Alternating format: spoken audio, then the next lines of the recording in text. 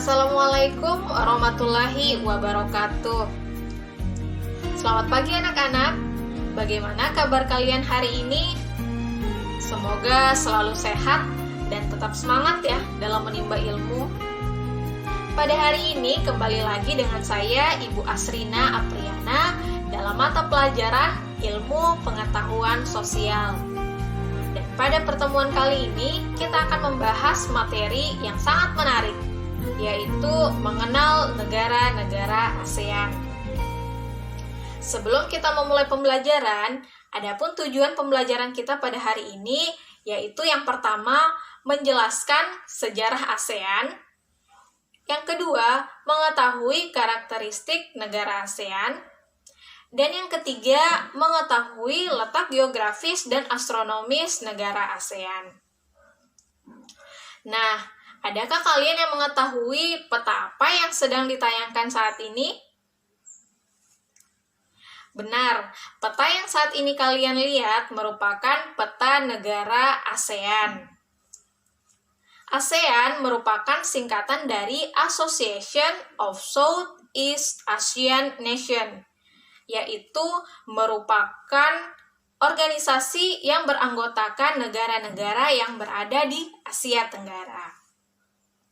ASEAN sendiri berdiri pada tanggal 8 Agustus 1967 di Bangkok, Thailand. Awal mula berdirinya ASEAN diprakarsai oleh 5 negara. Yang pertama Indonesia, Malaysia, Filipina, Singapura, dan Thailand. Dan hingga saat ini, ASEAN sudah memiliki 10 anggota negara. Adapun letak geografis ASEAN, letak geografis adalah letak yang menunjukkan posisi suatu daerah dilihat dari kenyataannya dan dibandingkan dengan posisi daerah di sekitarnya.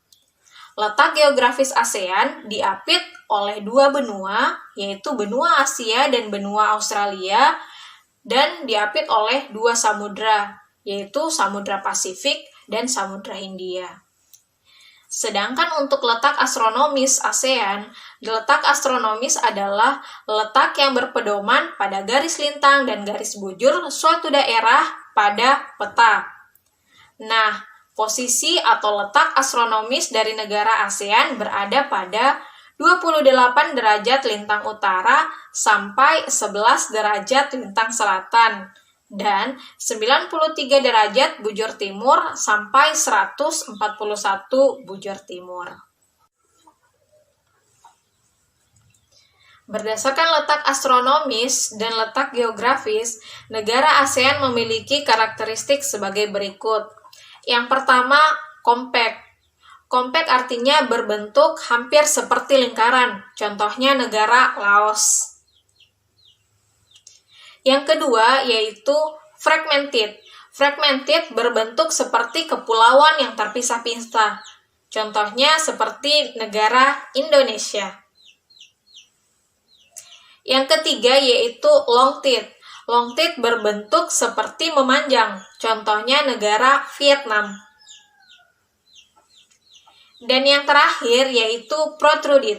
Protruded bentuknya lebih kompleks dan lebih beragam, contohnya negara Myanmar.